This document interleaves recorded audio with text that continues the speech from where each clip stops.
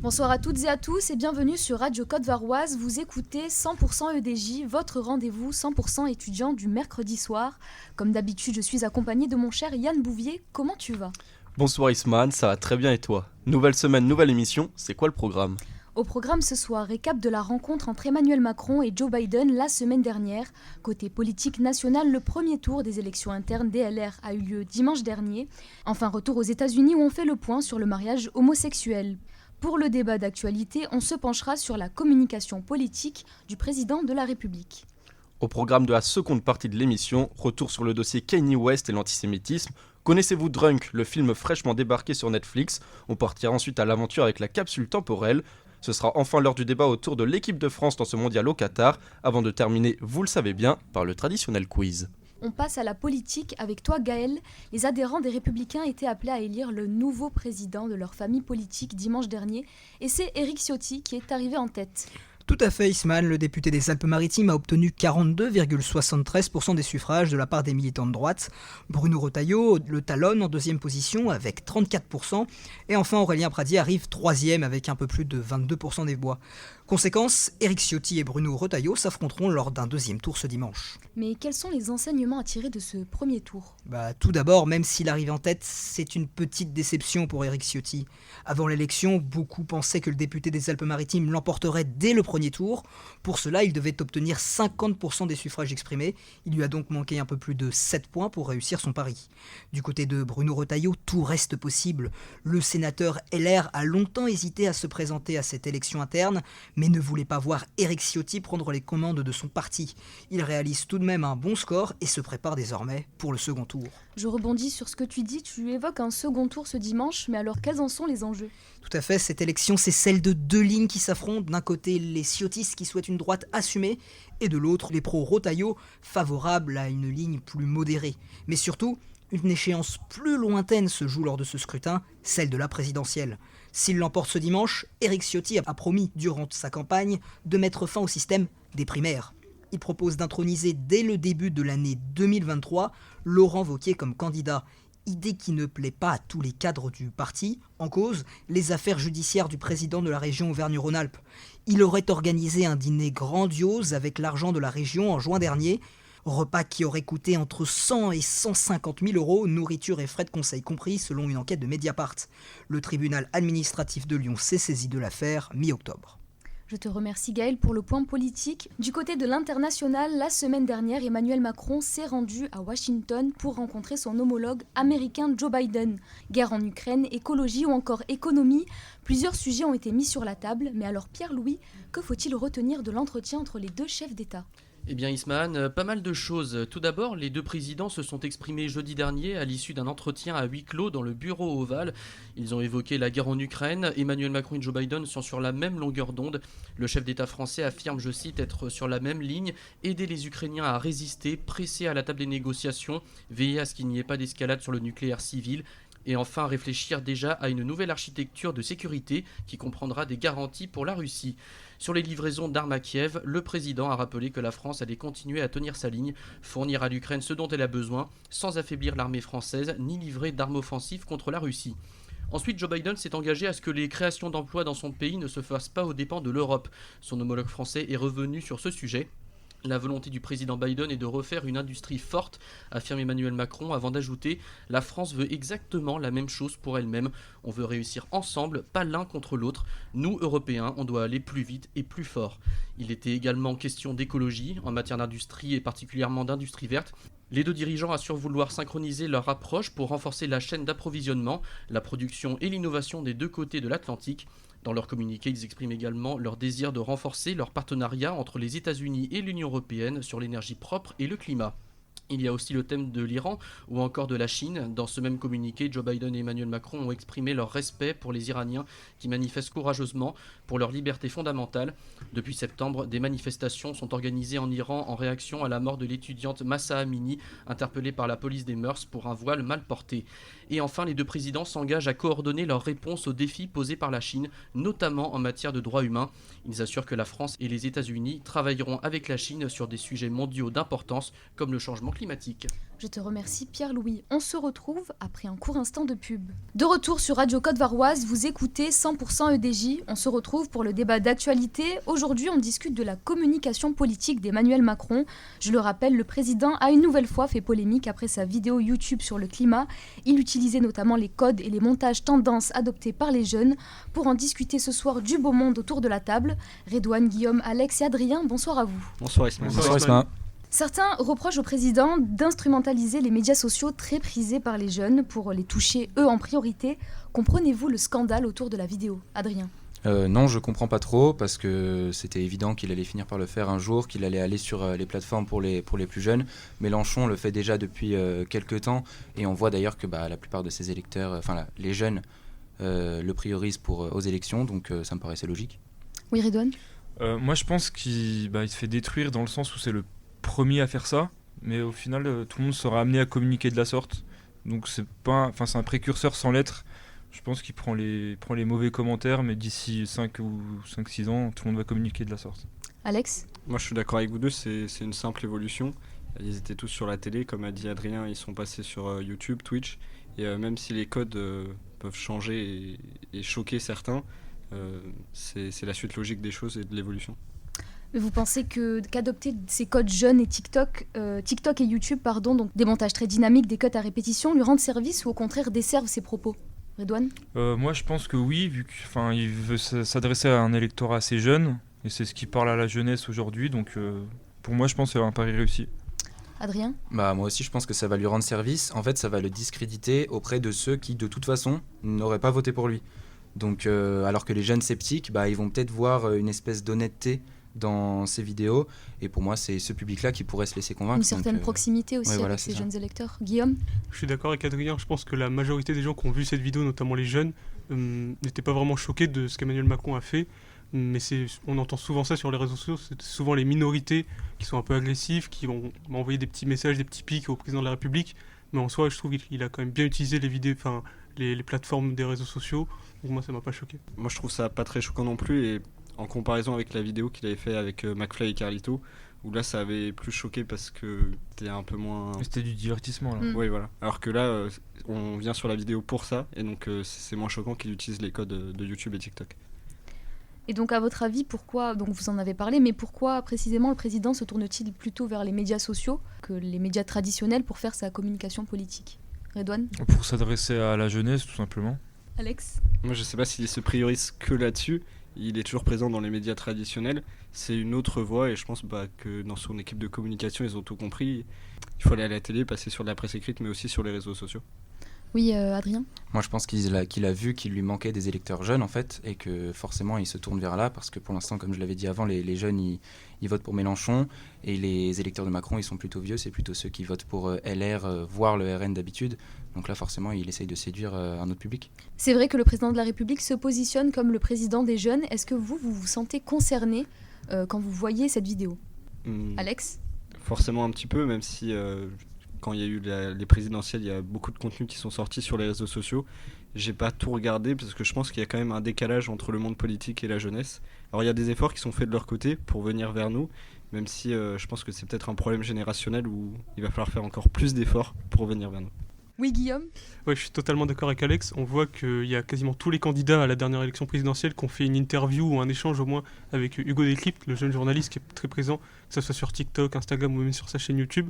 Et ça, je pense que c'est vraiment les politiques et leur équipe de communication qui se sont dit qu'il faut qu'on ait au moins une interview solide d'une 30aine de minutes sur YouTube, sur les réseaux sociaux, pour que ça parle à au moins, on va dire, la génération 18-25 ans. Ça, je trouve que c'est assez important et ça se démocratise de plus en plus. Adrien ? Et je pense qu'avec ce type de vidéo, je réponds à vos questions par rapport aux interviews faites avec d'autres gens. Là, il y a une espèce de tricherie, c'est que Emmanuel Macron nous fait croire qu'il répond à toutes nos questions. Il répond à 3 sur des milliers, en fait, et il répond que sur celles qu'il a envie de nous répondre. Donc forcément, il fait un choix, et là-dessus, forcément, on se sent moins concerné qu'une interview vraiment menée par Hugo Décrypte, par exemple. Redouane ? Je suis d'accord avec Adrien, c'est des questions qui sont sûrement choisies par son équipe de com, tout est préparé à l'avance, c'est pas comme si c'était du live et que les questions défilaient comme sur Twitch ou quoi, donc c'est bien mais insuffisant. Vous, pour les précédentes élections présidentielles, est-ce que vous avez des idées de politiques qui vous ont marqué sur les réseaux sociaux? Moi, Jean-Luc Mélenchon en 2017 avec son hologramme. C'était plus une blague qu'autre chose, mais pour moi c'était novateur et c'est ce qui a marqué mon esprit. Est-ce que vous avez été, vous, influencé par une de ces innovations? Oui, Guillaume?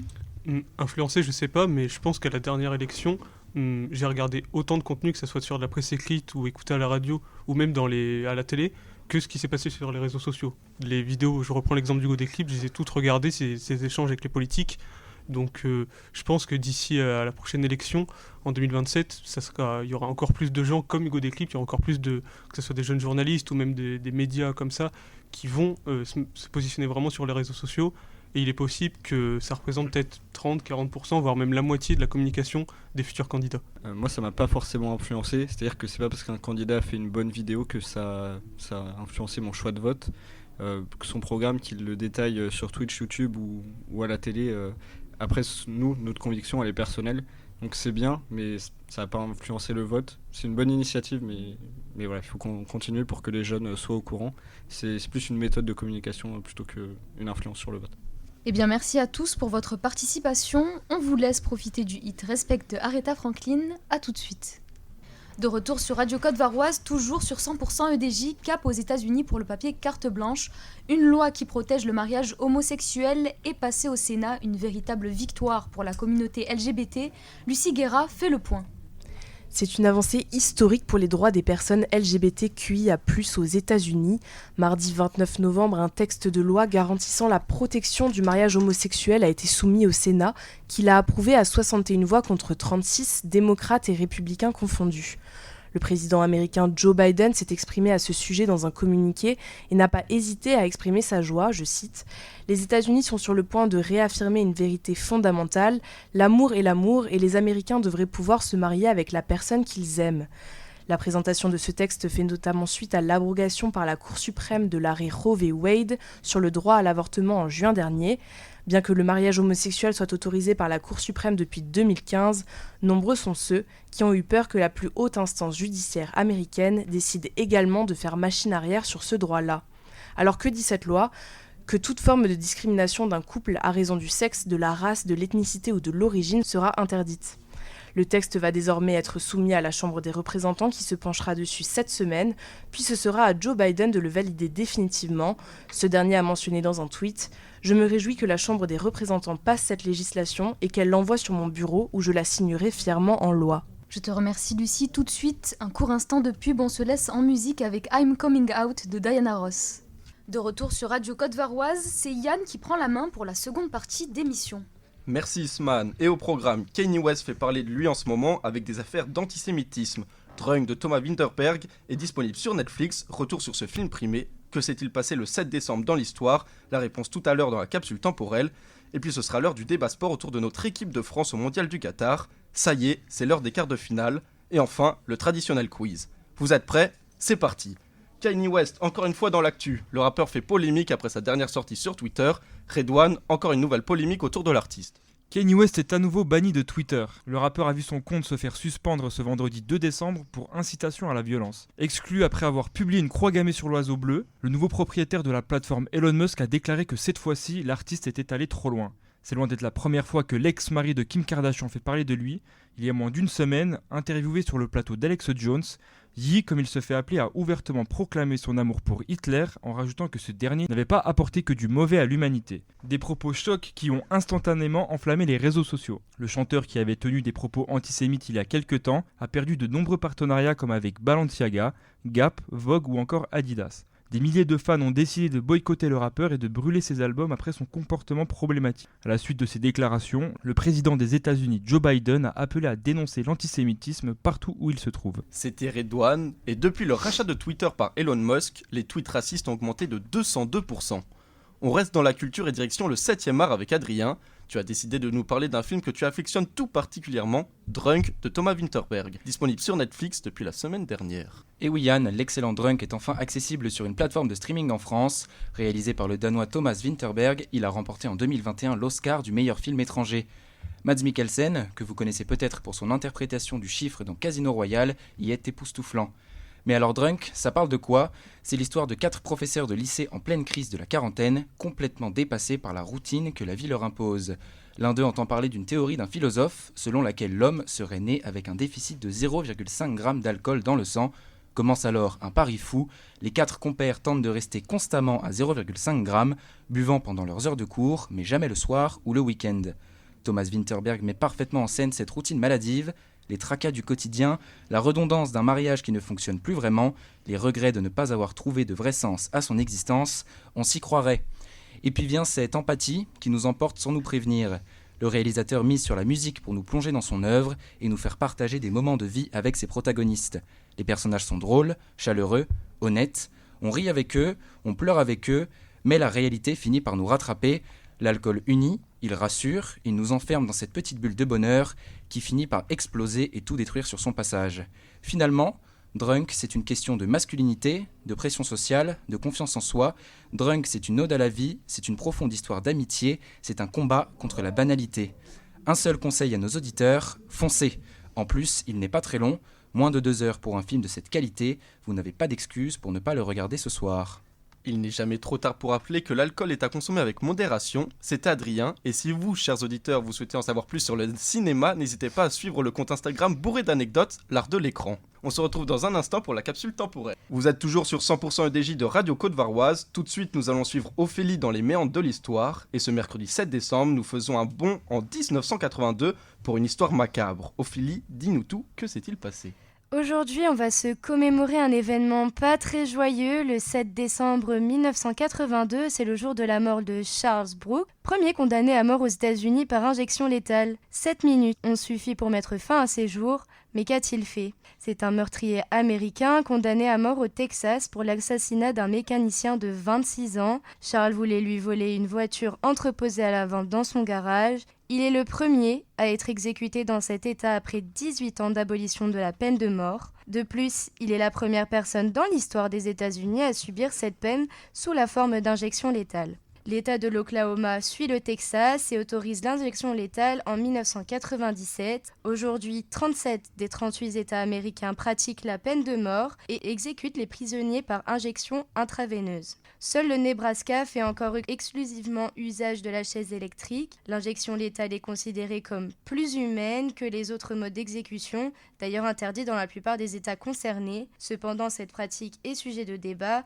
surtout après certains ratés concernant des mises à mort alors que les prisonniers étaient innocents. C'était Ophélie, et si, chers auditeurs, vous voulez étaler votre culture en soirée, vous savez désormais qu'il faut écouter Ophélie pour des nouvelles anecdotes. C'est l'heure désormais du débat sport. Ça y est, nos Bleus sont en quart de finale. L'équipe de France n'a laissé aucune chance à la Pologne en 8e et cap désormais vers ce match contre l'Angleterre. Pour en parler, j'accueille autour de la table Quentin, Pierre-Louis, Valentin et Guillaume. Messieurs, comment ça va ?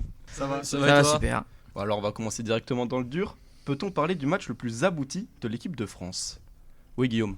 Du coup, moi je pense que le match le plus abouti de l'équipe de France dans cette Coupe du Monde, ça reste quand même celui contre le Danemark, notamment en première mi-temps, même si le score à la mi-temps était de 0-0. Je trouve que l'équipe de France, tous les joueurs étaient bons, au niveau des relances, etc. Les défenseurs étaient bien en place, les milieux faisaient vraiment le taf. C'était le meilleur match aussi d'Antoine Griezmann dans cette Coupe du Monde. Là, ce match, bon, il est quand même impeccable, on gagne 3-0 à la fin, mais il y a 2-3 petites choses qu'on peut régler. Je pense sur le côté droit notamment, il y a eu quand même quelques percées des Polonais, surtout au milieu de la première mi-temps, mais ça reste un match référence dans cette compétition. Alors, 3-0 non, parce qu'il y a eu le fameux penalty, donc 3-1. Oui, Quentin ? Moi je suis carrément d'accord avec Guillaume. Personnellement, je ne vous ai pas trouvé rassurant défensivement. Ça reste assez friable, notamment avec cette grosse opportunité polonaise. Après oui, on les a éteints avec ce but d'Olivier Giroud. Mais franchement, on s'est fait une grosse frayeur sur ce coup-là. Après, offensivement, c'est très impressionnant. Les automatismes, on les connaît avec le quatuor devant. Au niveau individuel, c'est pareil, les mecs sont excellents. Et au milieu de terrain, on n'a toujours pas joué, pour moi, face à une grosse adversité. Donc j'attends de voir ce que ça va donner face à un milieu de terrain vraiment fort. Oui, Pierre-Louis ? Oui, je suis d'accord également.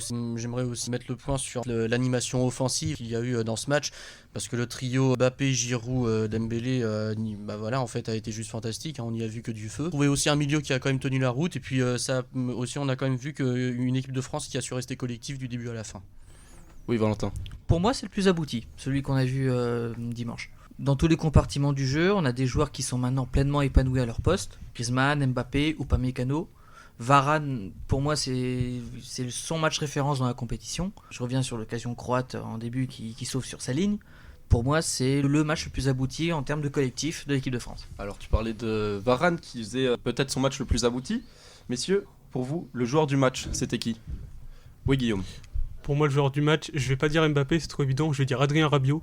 Et pour moi, c'est même le meilleur joueur pour l'instant de la Coupe du Monde avec l'équipe de France. Alors, je rejoins ce qu'a dit Quentin, pour l'instant, on n'a pas affronté de véritables milieux de terrain qui nous rentrent dedans, mais on peut pas lui reprocher ça à Rabiot. Et sur 4 matchs, il est vraiment excellent à chaque fois, que ce soit dans les relances, il va prendre les ballons dans les pieds des adversaires. Et en plus, il se projette très facilement.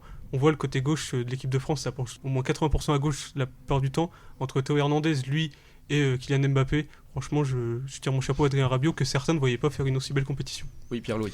Oui, c'est vrai que je suis d'accord avec lui, parce que c'est vrai que bien sûr, Mbappé a été juste vraiment phénoménal, hein, vraiment, mais en même temps, on s'attend vraiment à ce qu'il fait, quoi, en fait. On sait à quoi s'attendre. Il a envie de gagner cette Coupe du Monde, c'est vraiment ça là-dessus, on est vraiment d'accord. Mais c'est vrai que là-dessus, je rejoins aussi Guillaume, parce que Adrien Rabiot aussi a prouvé qu'il pouvait tenir ce milieu avec Tchouaméni, hein, bien sûr, mais il a été présent en fait dans ce match et ça m'a beaucoup plu aussi. Oui, Valentin. Pour moi, alors oui, je souligne la performance d'Adrien Rabiot. Je serais plus sur Antoine Griezmann, toujours au service de l'équipe. Il a fait des retours défensifs précieux. C'est lui qui est au dégagement à l'origine du premier but d'Mbappé. Ça part de lui. Ensuite, on voit que c'est une véritable toile d'araignée. Il est présent sur tous les ballons. C'est lui qui emmène vers l'avant. Pour moi, le meilleur match, c'est Griezmann. Oui, Quentin. Et moi, pour le coup, je vais rejoindre aussi mon acolyte du soir. Pour moi, c'est Griezmann aussi, le meilleur joueur sur ce début de Coupe du Monde. Il fluidifie complètement le jeu. Il défend vraiment super bien. Et je pense encore à cette passe exceptionnelle, lumineuse qu'il envoie vers Théo Hernandez. Et ce qui fait que oui, il a tendance à facilement distribuer le jeu. C'est le métronome sur le terrain et il est super important. J'espère qu'il va continuer sur ce rythme-là. Alors messieurs, personne n'a pris Mbappé en joueur du match. Je suis quand même assez étonné. Si. Oui, Si, alors moi. Pierre-Louis, tu prends Mbappé finalement. Oui, j'ai quand même choisi Mbappé. Oui. Et est-ce qu'on n'aurait pas quand même un petit mot pour Olivier Giroud? 52 buts, c'est quand même pas rien. Oui, Quentin. Giroud, un des meilleurs attaquants français, on le sait très bien, il est premier maintenant du classement des buteurs. Son instinct de buteur, il pèse sur la défense à chaque fois qu'il joue sur le terrain. Il est impressionnant, je pense qu'il use les défenseurs adverses. Il a un très bon sens du jeu, une qualité de remise exceptionnelle. Il n'y a rien à dire, et puis en plus, d'un point de vue mental, il est exceptionnel, il revient de je ne sais où, c'est incroyable. Oui, Guillaume. Moi, je suis d'accord avec Quentin. Il faut se souvenir qu'il y a 1 an et demi après l'Euro, il est plus sélectionné, Olivier Giroud. Quand il y a 1 an, on remporte la Ligue des Nations, il n'est pas dans le groupe. Karim Benzema était revenu, etc. Et là, peut-être que la blessure de Benzema va empêcher l'équipe de France d'aller au bout, mais en tout cas, quand on voit le tournoi pour l'instant d'Olivier Giroud, on peut être que rassuré de nos forces offensives. Voilà, 52 buts, c'est exceptionnel, il passe devant Thierry Henry. Et franchement, je pense qu'il peut aller chercher peut-être 4-5 buts encore dans cette compétition, selon le parcours de l'équipe de France. Oui, Valentin. Oui, je rebondis sur ce que tu dis, Guillaume. Un exemple de résilience. Au vu de ce qu'il vit depuis 1 an et demi, toujours y croire, toujours rien lâcher. Même avec le retour de Benzema, il a continué à y croire. Aujourd'hui, 52 buts, franchement, l'histoire est belle. Ouais, Alors, Didier Deschamps a voulu lui rendre hommage dans une de ses conférences de presse en parlant d'un des leaders de ce groupe de l'équipe de France. Donc un joueur qui sait son rôle, qui a de l'expérience et qui peut amener justement ce côté important, ce côté on se regarde dans les yeux, on se dit les choses, notamment aux petits jeunes qui sont là pour les premières fois. On peut penser notamment à la défense qui est un peu moins expérimentée. Messieurs, quels sont les points positifs à garder pour ce quart de finale et est-ce qu'on doit changer contre l'Angleterre? Oui, Quentin. D'un point de vue positif, pour moi, le plus important, c'est le groupe, l'atmosphère au sein du groupe. Je pense qu'on a exactement la même qu'il y a 4 ans, lors de la Coupe du Monde en Russie. Le groupe vit bien, tout le monde s'entend superbement, donc il faut continuer comme ça. Et ça ira certainement au bout si ça fonctionne de la sorte. Oui, Guillaume. Moi, j'aurais 2 petites choses à dire plutôt. Ça serait que Ousmane Dembélé soit plus décisif. Il est très bon dans les matchs, mais il n'y a toujours pas de but. J'aimerais qu'il soit, il est impactant, ses duels à chaque fois il les gagne, souvent c'est un contre 1, mais j'aimerais qu'il aille au bout. Sa finition pour l'instant de cette Coupe du Monde, elle est pas au beau fixe, pourtant on a vu des vidéos à l'entraînement où il met des énormes lucarnes du pied gauche, etc. de 25 mètres, donc voilà, c'est le petit détail. Et l'autre, ça serait que Jules Koundé enlève sa chaîne avant le début du match. J'allais y venir aussi. Jules Koundé qui a priori pense au style avant tout, hein. Oui, Valentin. Non, point positif, garder cet état d'esprit, gagnant quoi qu'il arrive, cette solidité au milieu de terrain, cette armada offensive. Le seul point amélioré, c'est être plus attentif en défense, notamment pour Jules Koundé, être un peu plus présent, mais sinon, tout va bien. Oui, Pierre-Louis. Non, c'est pareil, franchement, il n'y a rien à changer, continuer à rester unis, et puis en fait, ils mettent les ingrédients déjà pour continuer sur cette route-là, hein, déjà, et commencent déjà par ce match face à l'Angleterre. C'est sûr que oui, effectivement, en défense, il faut... En fait, quelque part, Varane, c'est vraiment quelqu'un qui est expérimenté et qui apporte vraiment toute son expérience aux jeunes, donc c'est vraiment le patron de cette défense, malgré, où physiquement, il n'est pas à 100%, même s'il continue quand même à se battre sur le terrain, mais oui, sinon, essayer de bosser un peu plus défensivement, faire attention aux petites erreurs des fois défensives, et la communication est quand même très importante aussi. C'est vrai que Varane et Lloris peuvent apporter cette expérience pour les lignes arrière. Et on n'en parle pas beaucoup, mais Upamecano, bon, ça va que c'est pas dangereux parce qu'on gagne 3-0, mais des choses comme ça contre l'Angleterre, ça risque d'être décisif en fait. Disons que Upamecano, il fait vraiment... en fait, il monte en puissance. Il monte en puissance, il m'impressionne, et je pense que je suis pas le seul, parce que c'est vrai qu'avant la Coupe du Monde, certains avaient quand même quelques doutes sur sa sélection. Il a tout simplement prouvé le contraire. Et c'est vrai que face à l'Angleterre, ça va être un autre niveau. Alors les forces des Trois Lions, messieurs, est-ce que vous pourriez un peu nous les dire ? Oui, Guillaume. Là, dans le 8e de finale face au Sénégal, c'était vraiment une équipe de contre. C'est-à-dire que la première mi-temps, ils ont essayé de jouer la possession les 20 premières minutes. Ils ont vu que ça marchait pas, le bloc sénégalais était bien en place. Et au bout de la demi-heure de jeu, ils ont vraiment attendu les Sénégalais. Et en contre, après, ça a fait très mal. Ils mettent 2 buts avant la mi-temps. Donc un but de Harry Kane et un but de Jordan Henderson. Le troisième but, il viendra de Bukayo Saka sur un centre. Et ça part encore d'un contre d'une relance. Au bout de 3 passes, ils arrivent dans la surface sénégalaise. Donc il faudra se méfier de ça. Il y a beaucoup de vitesse dans cette équipe. Il y a Kyle Walker notamment à droite, qui est censé être l'arme anti-Mbappé, si on peut appeler ça comme ça. Et le milieu de terrain est très bien en place. Puis après, avec un joueur comme Harry Kane, il faudra quand même se méfier. C'est au moins de la trempe de Robert Lewandowski en termes de numéro 9. Donc attention à lui. Merci messieurs pour ce retour. Rendez-vous désormais samedi 20h pour le verdict. On se retrouve dans un instant pour le quiz. De retour dans 100% EDJ de Radio Côte-Varoise, c'est l'heure du quiz. Autour de la table, Ophélie, Pierre-Louis, Guillaume, Redouane et notre champion de ces dernières semaines, Alex. Alors, je réexplique les règles. Chacun à votre tour, je vais vous poser une question de culture générale avec 3 réponses possibles. Si vous avez la bonne réponse, vous marquez un point. Sinon, c'est 0. Il y aura 3 tours, donc 3 questions par personne. Une culture, une sport et une géographie ou histoire. Messieurs, dames, vous êtes prêts ? C'est parti. Ophélie. Quel artiste a écrit l'album Kissland ? The Weeknd, Katy Perry ou Coldplay ? Coldplay. C'était The Weeknd. C'était un de ses tout premiers projets. La honte, en plus, je vais à son concert. Ah bah, t'as ta place déjà. Pierre-Louis, de combien de syllabes est composé un alexandrin ? 10, 11 ou 12 ? 12. 12, bravo. Pas trop difficile celle-là. Guillaume, qui a écrit Le Rouge et le Noir ? Victor Hugo, Stendhal ou Balzac ? Stendhal. Non. Si, c'est bien ça. Alex.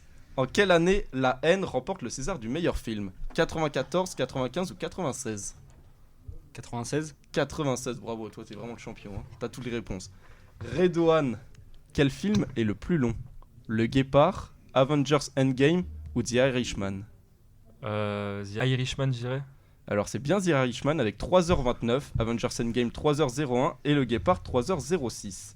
Donc à la fin de ce premier tour, tout le monde a un point, sauf Ophélie qui va pouvoir se rattraper maintenant. Ophélie, quel ancien pilote de F1 est décédé hier ? Patrick Tambay, Michael Schumacher ou Jacques Villeneuve ? Et comme Schumacher, il était dans le coma, il est peut-être mort. Du coup. Et bah c'était le piège. Non, c'était Patrick Tambay, désolé. Pierre-Louis, quel est le record de points pour Kobe Bryant ? Toujours la NBA ton truc, hein. 80, 81 ou 82 ? 82. 82, presque, c'était 81. Dommage. À la fin de l'année, tu seras un champion de NBA, c'est sûr. Ouais, j'en suis sûr. Guillaume, qui a remporté la poursuite femme en biathlon hier ? Julia Simon, Dorothea Vierer, Lisa Teresa Hausser. Je remercie mon collègue Alex Gontier. C'est Julia Simon. C'est bien ça, bravo. Alex, quel est le plus petit score en NBA ? 34-38, 18-13 ou 18-19 ? C'est après ce match qu'ils ont inventé l'horloge des 24, je crois. C'est bien ça. Je dirais 18-19. Et bah c'est bien ça. Les Pistons ont battu les Lakers en 1950, 18-19. Bravo. Redouane, qui a été élu champion du monde de MotoGP cette année ? Fabien Quartararo, Francesco Bagnaia ou Marc Marquez ? Ah, c'est Marquez. C'est pas du tout Marquez, mais tu l'as dit avec beaucoup d'entrain. J'ai presque envie de te donner le point.